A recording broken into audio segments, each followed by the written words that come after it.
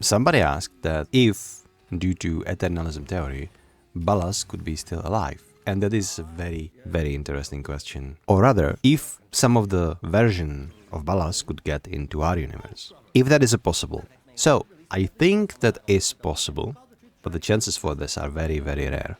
Now I will dive into a lore a little bit, or at least the way I understand this.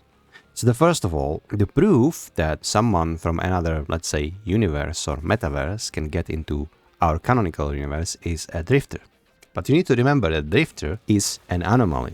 And you need to remember the conditions about how drifter got into our universe. The conditions were Tenno and Lotus Hand being cast into the void by Ballas back in the New World questline. Because of this shenanigans, we need to think about what Tenno actually are. What Operator is. Operator is canonically essentially immortal. We know they cannot die, or rather their essence cannot die. And proof of this is a drifter. Again, if we look what was happening with drifter in Duviri, whenever drifter died, the whole loop reset. Meaning that if drifter dies, the whole universe of drifter canonically collapsed and reset. Same thing happens in 1999. Whenever drifter dies in 1999, the whole loop resets.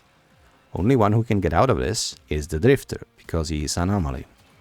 We did never see Tenno actually die canonically, correct me if I'm wrong, but I don't think we did.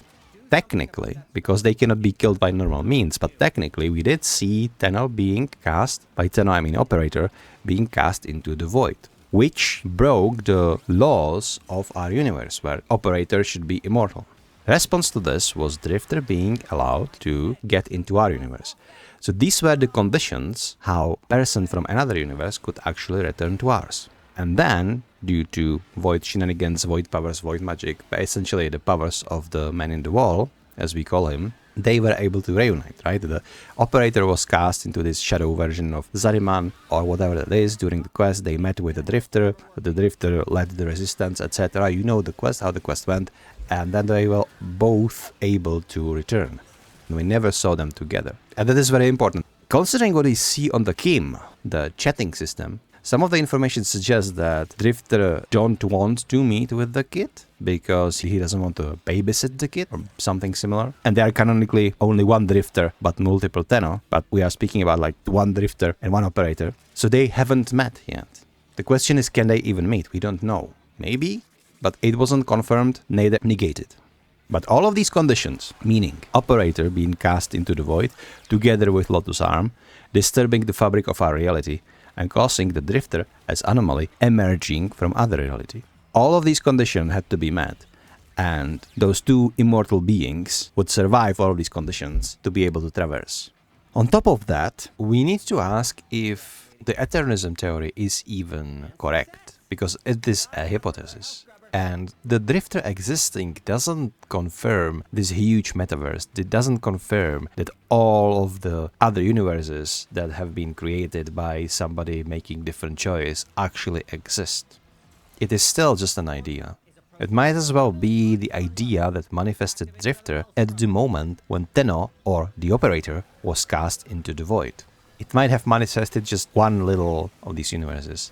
So I would say, do we know that these universes actually exist? No, we don't really know. We can't really confirm them. Maybe the Tenno is the key to actually creating them. Maybe Man in the Wall is the key to actually creating them, depending on the circumstances. We do know that Eleanor from 1999 did visit some versions of her, but in different universes, or in different metaverses, whatever you would call it. But, again, this has been because she was peering into the void. So void might be actually source of these ideas, and they are not really existing words, but rather something that manifests depending on the emotions of something interacting with the world. So maybe the condition for Ballas to actually re-emerging from the world would be something interacting with the void, calling Ballas or bringing the whole new reality where Ballas is alive to materialize. On top of that, we don't actually know what happened to the world of Drifter. It has been pretty much confirmed, though, that this whole universe of Drifter is no longer existing. That there is only Zariman, kind of, and Duviri, all that is left. So all of these conditioned together, knowing that we have this anomalous immortal being, knowing that they can survive all of these conditions, knowing how the conditions need to be met, all of these would take to like enable these beings to get into another universe. Now Ballas is not that special. He is backstabbing bastard, he was smart, he played everybody, and he touched the powers to being very powerful, but unless he did make a deal with men in the wall, he doesn't have any means to travel across the multiverses. So in theory, yes, Ballas from another dimension or metaverse or whatever you call it could technically end up in our universe. However, the conditions to meet this are so low that it is more probable, the probability would be higher to meet actual aliens, which we did not, by the way, because all the life in the origin system, as we know it, comes from men.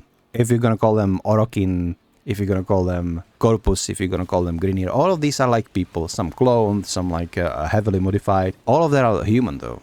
There are no aliens. We haven't met any aliens. And I think the probability to meet aliens, actual aliens, is much higher than meeting another Ballas.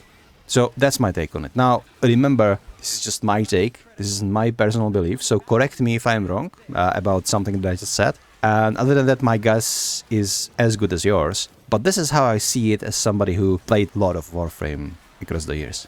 Alright, bye!